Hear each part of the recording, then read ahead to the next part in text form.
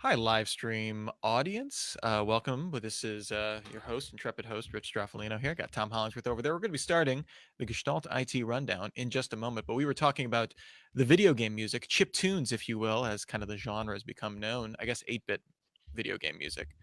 And Mhm. Tom was saying he didn't enjoy when they use too many channels. They use 4 channels when really there were 3 channels, and the old school Nintendo. I had the opposite at where I went to college, Case Western Reserve. One of our students was known as the video game pianist.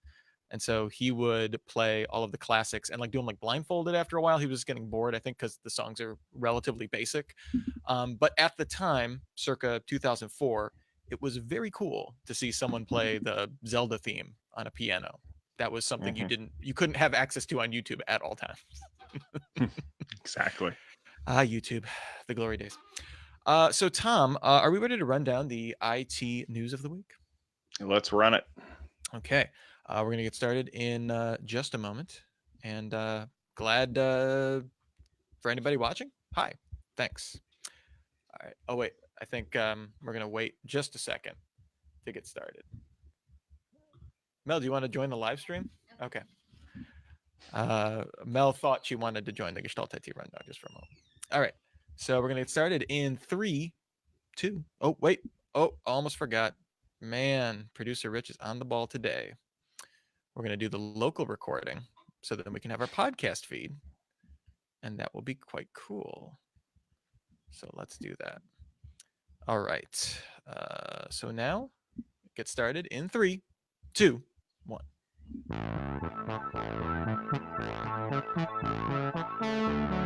Hello, all, and welcome to the Gestalt IT Rundown, your weekly look at the IT news of the week.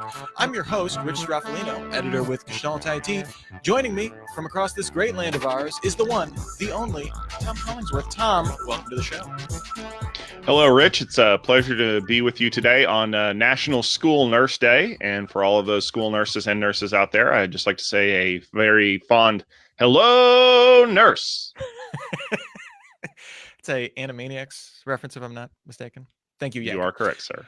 All right. So, Tom, one of the big things happening this week was Microsoft Build. It's one of their big conferences. Microsoft has like, what, 3, 4 big conferences. This one is developer focused, but I thought there was some really interesting stuff. So I thought we would dedicate our news or nah segment to it. Does that sound like a plan? I like this plan. Let's build it. All right. Thank you for the pun. And if you had said no, I had no other options. All right. First up, Microsoft made IntelliCode generally available. This is different from IntelliVision for those of you interested. It's an AI coding assistant with support for C#, Java, JavaScript, TypeScript, and Python. The AI was trained on thousands of open source GitHub projects with at least 100 stars, so kind of using that as a metric for quality. It'll offer contextual based code completion suggestions. AI coding help. News or not, Tom? Nah, checking a box. That's really all this is. So you don't see any way that this is. I mean, we're going to get into the next story of where this is getting baked into, but this isn't any kind of differentiator. Will this be time saving at least if the AI is good enough? It's no different than tab completion to me. I mean, it may be more intelligent tab completion, but come on, this. Well, one could make the joke that we haven't seen intelligence in the coding space yet, so artificial or otherwise, I don't think it would really matter. And if you would like to send all of your hate mail to me, my email address is rich@gestaltit.com. Yes, that's Tom's favorite email address. All right, next up, Microsoft announced the private preview of Visual Studio Online based on the open source editor Visual Studio Code. Support for IntelliCode is built in, which, as Tom has told you, is not a big deal. Microsoft pitched it as a way to make tweaks, review pull requests, and such, not really as your main coding environment, though I guess there's no reason you couldn't use it for that. Yes, Azure DevOps used to be called Visual Studio Online, but that's all in the past now. So thank you, rebranding. Microsoft making an online IDE. News or not, Tom? I think this is actually bigger news than the IntelliCode thing. And the reason why is because Microsoft, you remember when Ballmer stood up on stage and was screaming developers at the top of his lungs and we all thought he was nuts? I do seem to And recall. then, yeah, there may be a video on YouTube if you go look for it. But Nadella really is building Microsoft around the developers. And I've seen some chatter back and forth about this today from a lot of people who would consider themselves developers on other platforms going, wow, we really wish we had something like this. Specifically Marco Arment, who develops for the Cupertino Fruit and Mobile Company. It's interesting to see that Microsoft has kind of embraced this idea of, giving developers what they need to get their job done on their platforms. If only Satya would embrace the Balmer flop sweat. Next up, Microsoft plans to open source their Q# compiler and quantum simulators, part of their quantum development kit. Microsoft hoping to build early quantum mindshare. News or not here, Tom? I don't think this is news because I don't really think quantum computing has found its niche yet. It's a boogeyman for cryptography, and that's really about it. Great.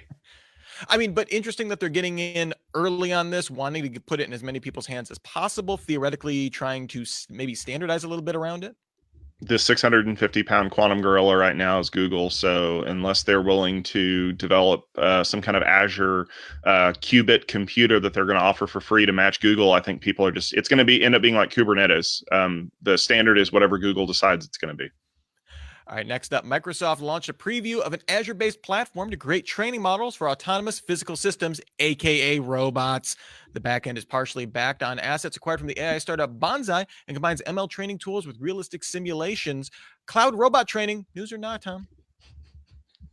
I don't think this is news because I don't see any cloud robots coming out anytime soon, or real robots for that matter. Yes, we can spend cycles training robots to mine bitcoins or some stupidity like that, or we could fix the apps that are broken.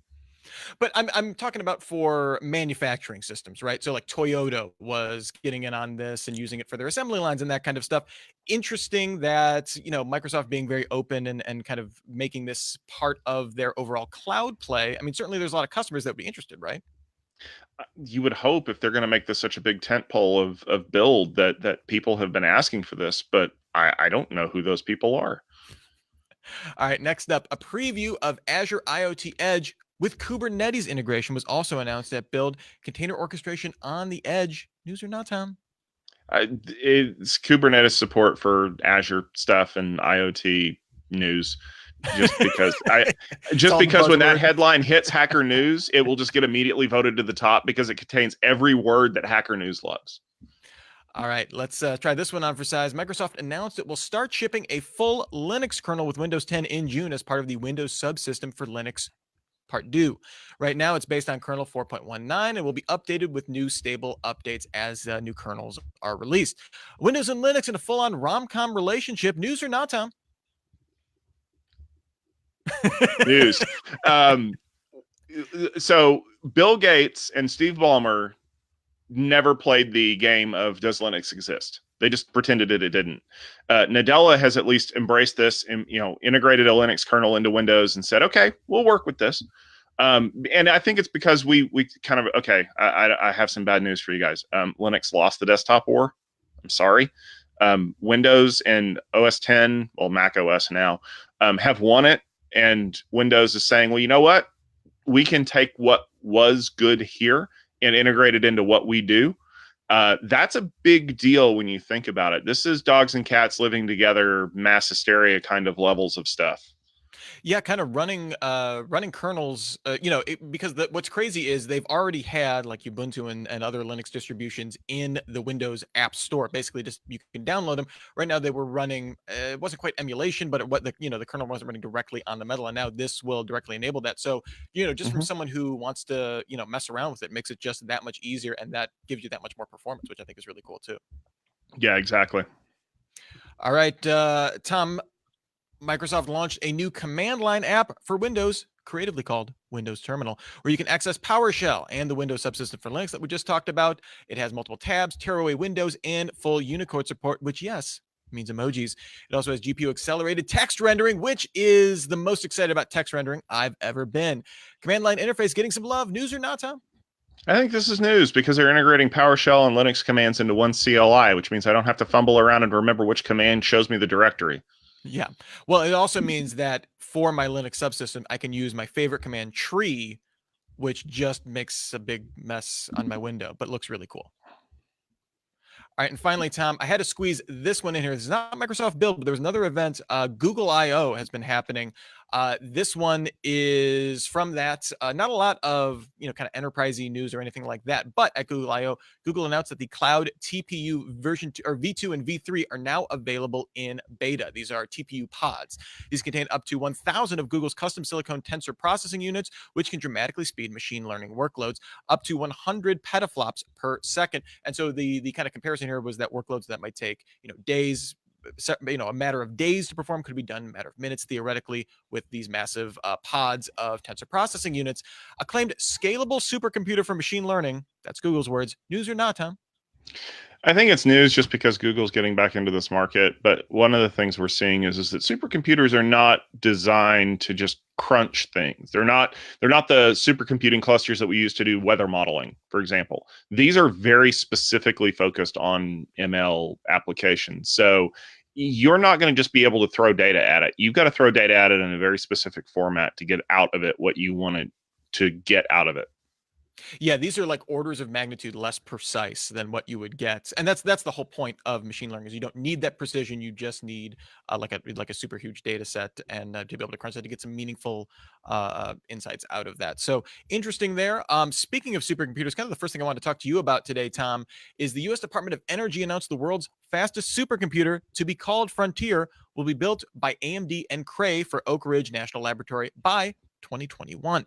It's expected to reach 1.5 exaflops, which has as much power as the next 160 supercomputers combined, at least on the top 500 list right now, and is going to be used for nuclear and climate research. So kind of one of the classical examples that you just mentioned there, that the TPU pods maybe definitely aren't ideally suited for.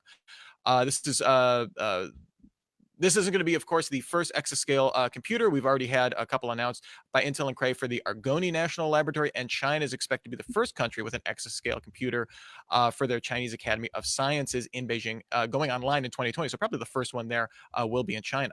The last time AMD was installed on the world's fastest supercomputer was in 2012 for the Oak Ridge National Laboratory Titan, which pushed 17.59 petaflops per second. So a mere 7 years ago, just to show you how fast supercomputing has kind of accelerated in speed there.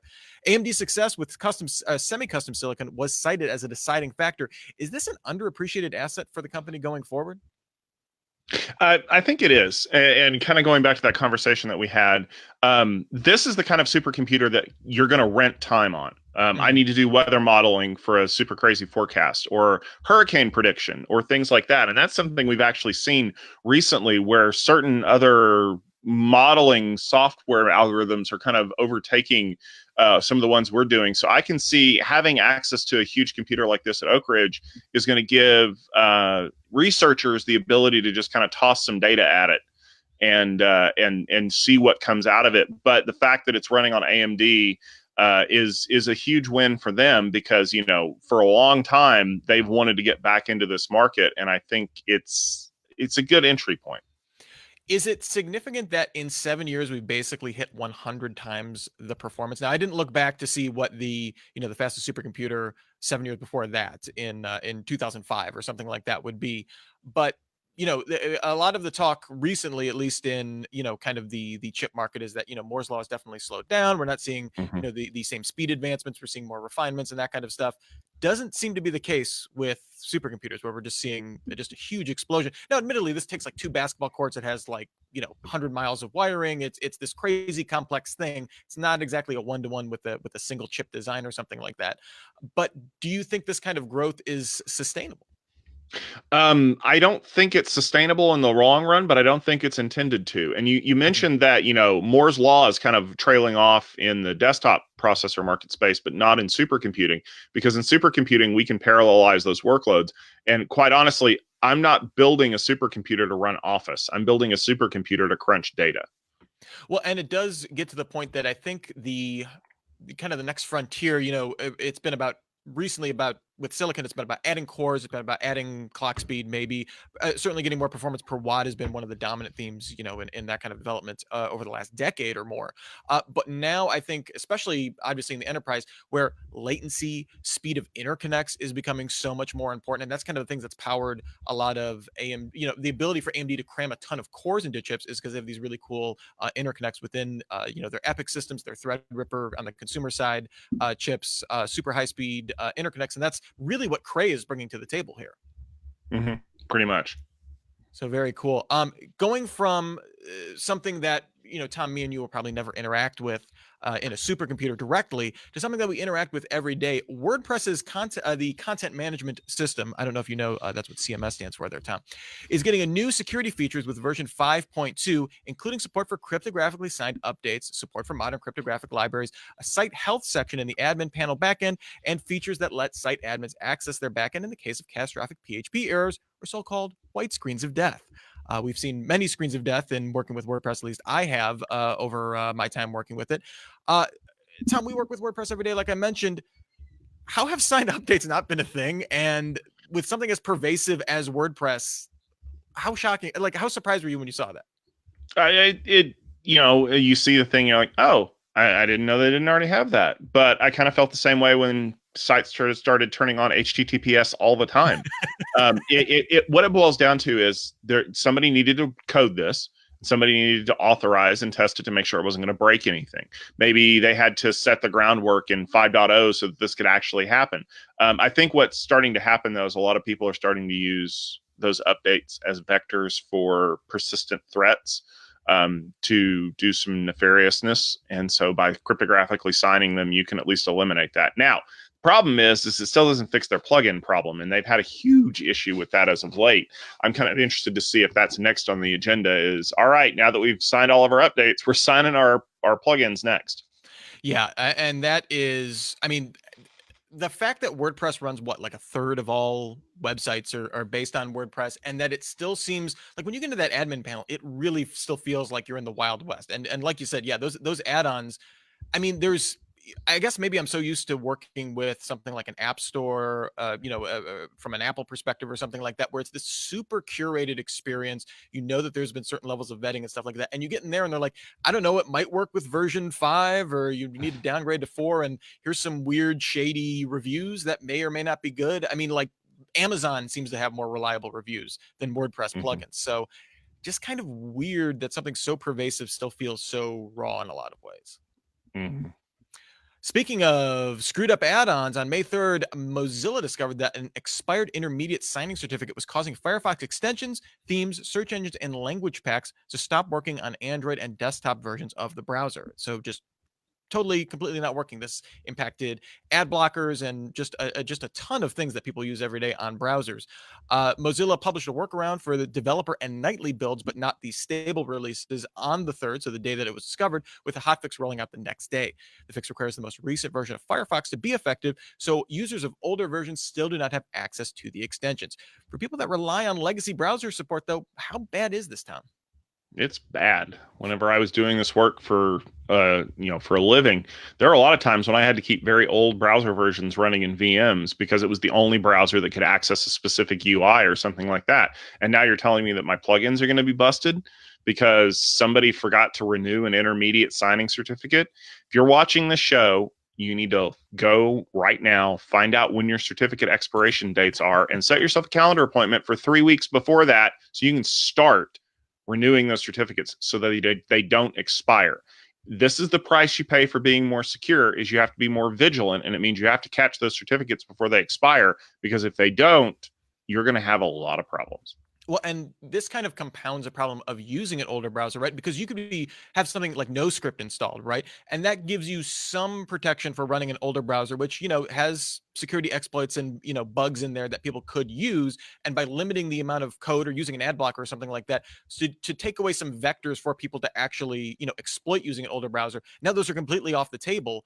So if you need that for some kind of development or some kind of work-related purpose, maybe you have it. I don't think it's quite like IE, where everyone had to keep IE 6 because no one had updated their websites for 15 years or something like that. But I'm sure there are a number of people that are impacted by this. So I'm hopeful that Mozilla doesn't completely leave them in the cold going forward. I've seen some conspiracy theories that this is Mozilla's way of getting everyone to get up on the most stable releases. That seems to me like, especially for a company like Mozilla that relies on kind of a community and goodwill to kind of be relevant against the likes of Microsoft and Google and Apple, that they wouldn't really burn down all of that just to get everybody on a single release, right? There are better ways to do it, honestly, and much less conspiracy theory oriented ones. Yeah.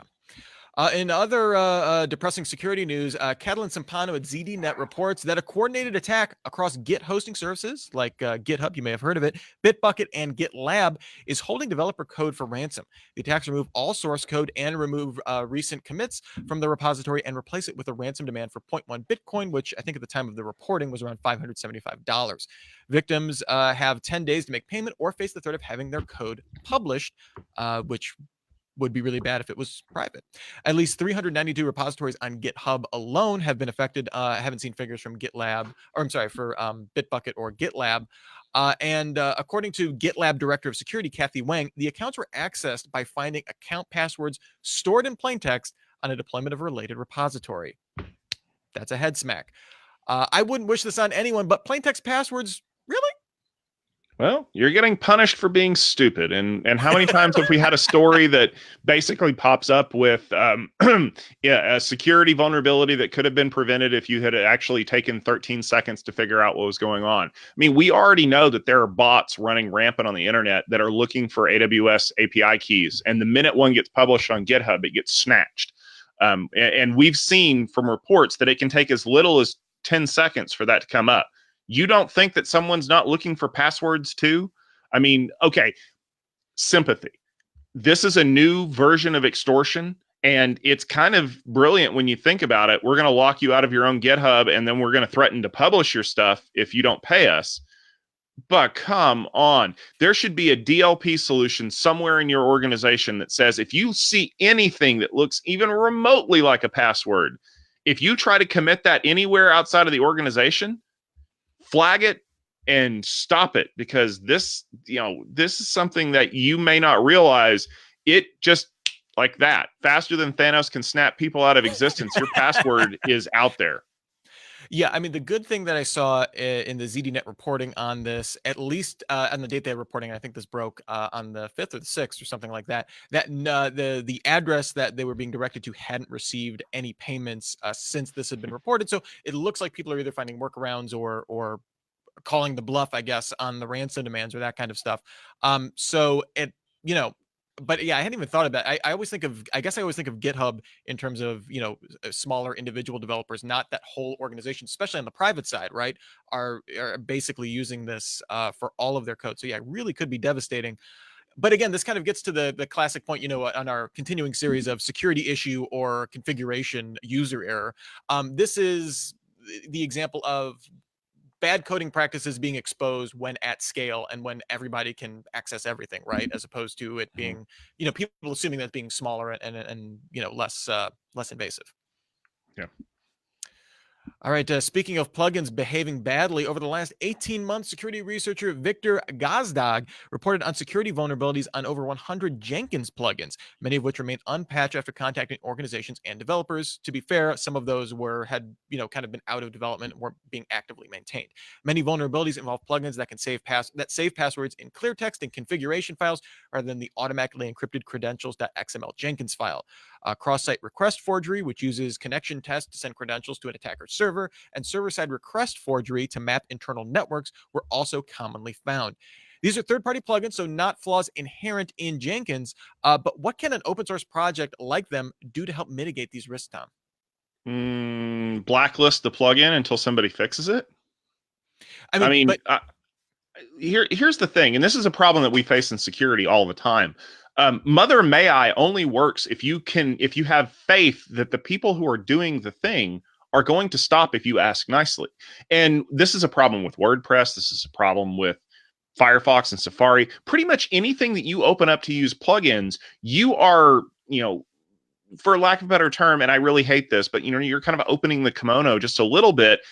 hoping that people aren't going to sneak under there and do things they're not supposed to. And we've even seen it in programming where someone literally sold the development of their NPM to a third party who then used it to, collect credentials and deliver things like deliver malware through a sub channel and things like that. The solution to the problem, if people don't pick up the phone, you blacklist it, you lock it out from running. I promise you, if you do that and somebody was monetizing that, or if that was how they were well known, you're going to get a phone call about a day later going, I noticed that my plugin doesn't work anymore. And you can say, I noticed that you ignored the 37 emails I sent you to fix it. Surprise, fix it and we'll talk.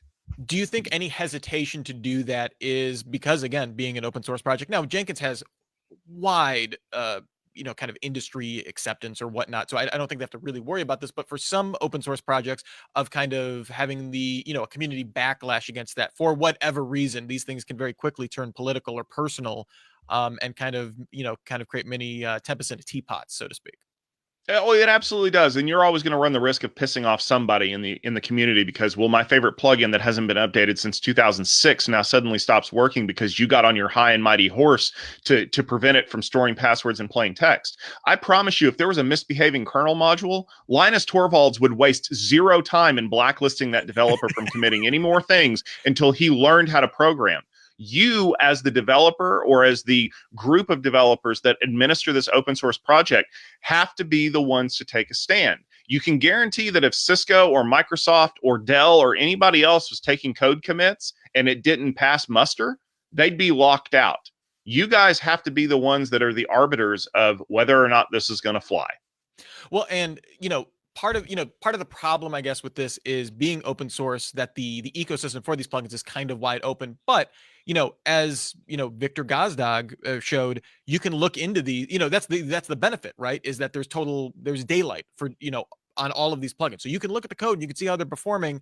And I think maybe the solution also is that if you're using these for your continuous integration or whatnot, that maybe it's incumbent on you. This guy was a 17-year-old security researcher, found hundreds of problems with these plugins.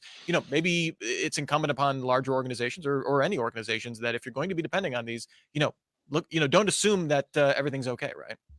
Right. All right, Tom. Well, I think we left vaguely on a not completely depressing note. Where can people find more of your great insights? You're always writing about the security and the networking. Where can people find that? Well, if you want to follow along with my personal writing, you can go over to networkingnerd.net. You can also follow me on Twitter as @networkingnerd. I've also been publishing a lot of stuff on gestaltit.com recently, some security-related content, some networking-related content, and the occasional fun story about book reviews. Ooh. You can find some of my stuff on gestaltit.com as well. And you can find me on the Twitters at Mr. Anthropology. That's MR Anthropology. If you spell out Mr., you won't find me. Maybe you'll find someone else. And I'll yell at them for stealing my handle. We'll be back next Wednesday, 12:30 p.m. Eastern Time, giving you the IT news that matters to you, or at least to me, and I hope it relates to you. But until then, until the next time we meet, remember, everybody, have a super sparkly day.